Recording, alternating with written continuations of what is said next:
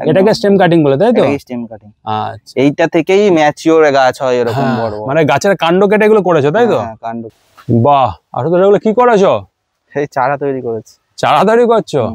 কি অ্যাগ্লোনিমার চারা নাকি? হ্যাঁ, এই ছোট ছোট এই অ্যাগ্লোনিমার এই চারাগুলো কি তোমরা সিডলিং বলো? হ্যাঁ হ্যাঁ। এগুলো রিপোর্টিং করছো? হ্যাঁ হ্যাঁ। কিসে করছো রিপোর্টিং এগুলো? এগুলো এখন কোকোপিটে করছি।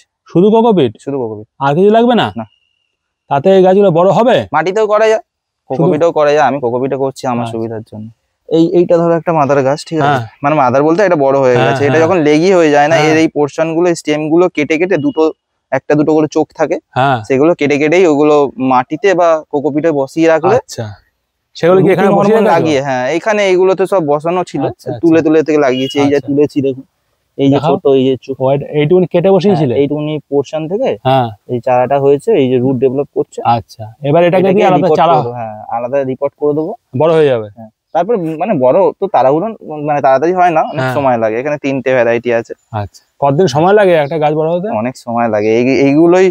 এইগুলো কাটিং থেকে তৈরি হতে মোটামুটি 2 মাস লেগে গেল। এটা কাটিং থেকে এই অবস্থায় 2 মাস লেগেছে? এরপরে এটা আরো বড় হবে, তাই তো? এরপরে ওই রিপোর্ট করে ওকে তারপরে খাবার দেবো। এবারে এটাকে এরকম রিপোর্টে বসাবে? হ্যাঁ, এবার রিপোর্ট করব। আচ্ছা, দেখাও কিভাবে রিপোর্ট করছো।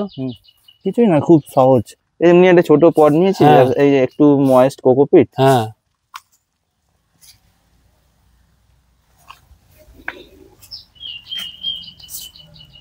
দিয়ে শুধু এই কোকোপিটে দিলে শুধু এনপিকে স্প্রে করতে হবে, আর কিছু না। আচ্ছা, আর মাটিতে থাকলে কি হয়, আমরা ওই নিম খোল, সর্ষের খোল বা বাদাম খোল, এগুলো জল দিলে গাছ খুব তাড়াতাড়ি মাটিতে বেড়ে যায়। মানে পচিয়ে জল দিতে হবে? হ্যাঁ, পচিয়ে খুব পাতলা করে। ঠিক আছে, এই যে হয়ে গেল, এইভাবে বসিয়ে দিলাম।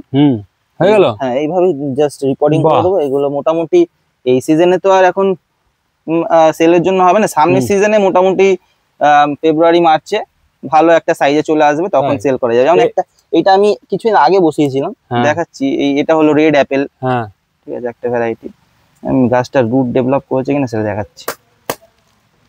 এ দেখো, বাহ, সুন্দর রুট হচ্ছে। হ্যাঁ, সুন্দর রুট। এটা এতেই আপাতত থাকবে, এই পুরো শীতটা কাটাবে এতে। আচ্ছা, জলও কোকোপিট হলে একটা সুবিধা হয় কি, জল দেওয়ার ঝামেলা থাকে না। আচ্ছা, একবার, হ্যাঁ, ওই যেদিন জল দিই সেদিনকার ওই শুধু এনপিকে দিয়েই স্প্রে করি। আচ্ছা, আর এক্সট্রা জল দিই না। ওই জলটাই ধরে নেয়। কতদিন থাকে এই জলটা? মোটামুটি ওয়েদারের উপর ডিপেন্ড করে। খুব ড্রাই ওয়েদার হলে মোটামুটি 10-15 দিন তো আরামসে চলে যায়। তাই একবার জল দিলে?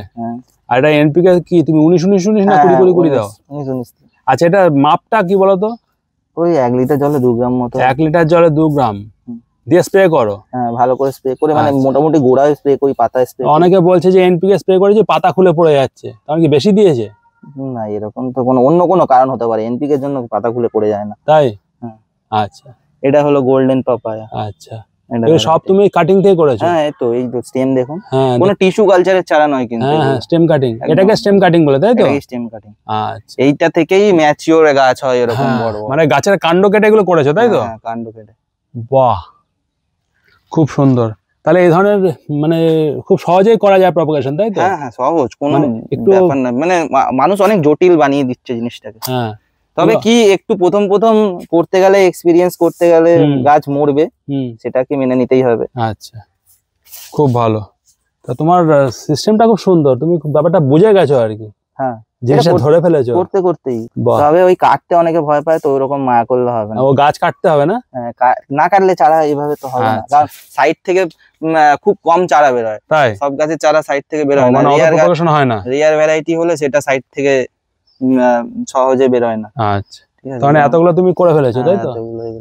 বাহ, এখানে এটা উইদুরি আছে। এটা উইদুরি একটা ভ্যারাইটি। এখন উইদুরি এখন টিস্যু কালচারে প্রচুর বেরিয়ে গেছে, এবারে এটা স্টেম কাটিং এর গাছ। হ্যাঁ, তো স্টেম কাটিং এর গাছগুলো তো বেশ মানে ভালো হয়। বাহ, শেকড় রেডি হয়ে গেছে। আমি স্টেম কাটিং এর গাছটাই বেশি পছন্দ করি। আচ্ছা, সবাই স্টেম কাটিং এ চাইছে, কিন্তু এখন তো দাম কমের জন্য তোমার টিস্যু কালচারের গাছ অনেকে কিনছে। আরেকটা কথা জিজ্ঞেস করছি আশুতোষ, এই যে এরপরে তো শীত এসে যাবে, এখন তো আগস্ট শেষ হয়ে যাচ্ছে, এবার সেপ্টেম্বর এসে যাবে, এবার এগুলোর কি অবস্থা হবে? কিছু হবে না, এরকমই থাকবে। জলটা কম দেবো। জল কম দেবে? শীতে কি অ্যাগ্লোনিমা ডরমেন্সিতে যায় না? হ্যাঁ, ডরমেন্সিতে গ্রোথ হয় না খুব একটা। আচ্ছা, মানে শীতে গ্রোথটা স্লো হয়ে যাবে। তারপরে আবার ফেব্রুয়ারিতে শুরু হবে, আবার ফেব্রুয়ারি মার্চে শুরু হবে। আচ্ছা, মানে আমাদের এখানে শীতটা আসে বলেই গাছগুলো এত স্লো হয়ে যায়, মানে গ্রোথ না হলে অনেক বড় বড় হয়ে যেত। ও মানে আমাদের শীতের জন্য গাছটার মানে ম্যাক্সিমাম ফোলিয়েজ প্ল্যান্ট যা আছে হ্যাঁ সবই শীতকালে ডরমেন্সিতে চলে যায়। আচ্ছা, ওই জন্য ওর গ্রোথটা স্লো হয়ে যায়। আচ্ছা, যেভাবে মানে আমরা আশা করি সেভাবে বড় হয় না। আচ্ছা, মানে সময় লাগে বাড়তে। আচ্ছা, তাই এটা কি শীতে কি তুমি কোনো এতে কোনো এনপিকে দেবে না? শীতে মাসে একবার দিই, একদম নিয়ম করে। আর এখন মানে সিজনে যখন ওরা বাড়ে তখন মাসে 3 বার দিই, 10 দিন অন্তর অন্তর। আচ্ছা, মানে মানে মোটামুটি 10 দিনে একদিন দেওয়া যেতে পারে। আচ্ছা, বাহ, খুব সুন্দর। এটা মাটিতে, এটা কি মাটিতে করেছো? হ্যাঁ, এটা মাটি। কি স্টেম বসিয়েছিলে নাকি? স্টেম, হ্যাঁ। কত বড় বড় হয়ে গেছে। হ্যাঁ, এগুলো সব রিপোর্ট করতে হবে। ও, এগুলো সব শেকড় বেরিয়ে গেছে। হ্যাঁ, এগুলো কিসে রিপোর্ট করবে? এগুলো কোকোপিটেই করব, মাটিতে করলে ভালো হয়, বাড়তো তাড়াতাড়ি। কিন্তু এখন ভালো মাটি নেই আমার কাছে, বর্ষার সময় পুরো মাটি ফাটি সঞ্চয় করে রাখা হয়নি তো, সব ভিজে গেছে, এখানে কোকোপিটটাকে কাজে লাগাই। এখন এগুলোকে তুলবে, তুলে কি মাটিটা ছাড়িয়ে নেবে না মাটির সঙ্গে বসাবে? মাটি ছাড়িয়ে নেবে,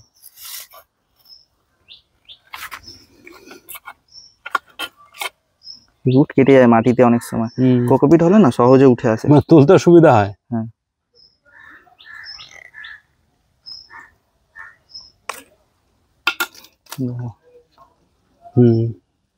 দুটো বেরিয়েছে একটা থেকে। এই মাটিতে এই একটা সমস্যা, পচে যাওয়ার চান্স থাকে, এই যে স্টেমটা পচে গেছে, স্টেম পচেছে না, রুটও ড্যামেজ হয়েছে দেখো।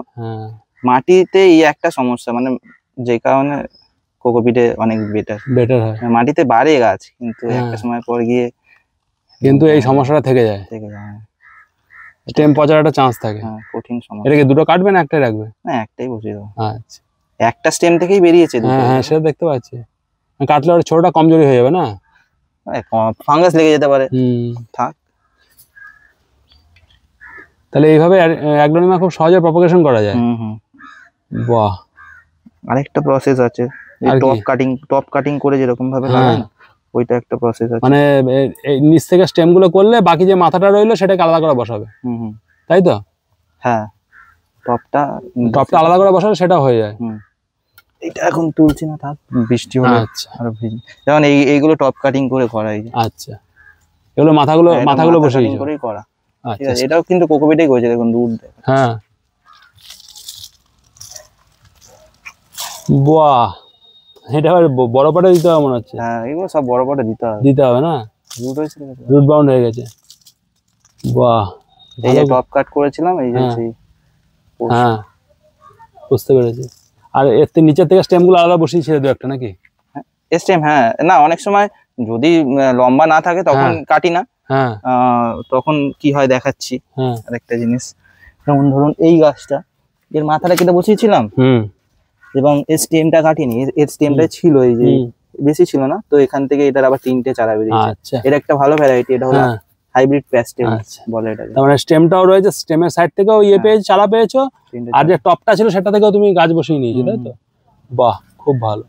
মানে অ্যাগ্লোনিমার প্রপাগেশন খুব টাফ না, এটা সময় সাপেক্ষ।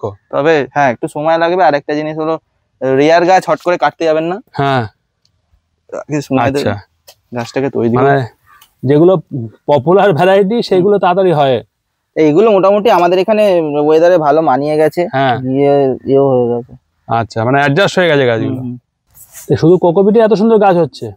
হ্যাঁ, একটু কোকো চিপসও আছে এর সাথে। আচ্ছা, আর ওষুধ মানে খাবার হচ্ছে এনপিকে? হ্যাঁ, খাবার এনপিকে, আর কিছু না। আর কেউ যদি খরচা করতে চায় অসমোকাট দিতে পারে নাকি? অসমোকাট দিতে পারে। অসমোকাট নাকি খুব ভালো, অনেকে বলে যে প্রপাগেশনে খুব ভালো হয় বলে। খুব ভালো, সাইড দিয়ে নাকি চারাও খুব তাড়াতাড়ি বেরোয়।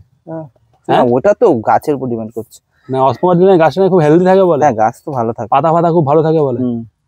কিন্তু এটা দামি, তাই তো? হ্যাঁ, দামি, আর এখানে পাওয়া যাচ্ছে না এখন।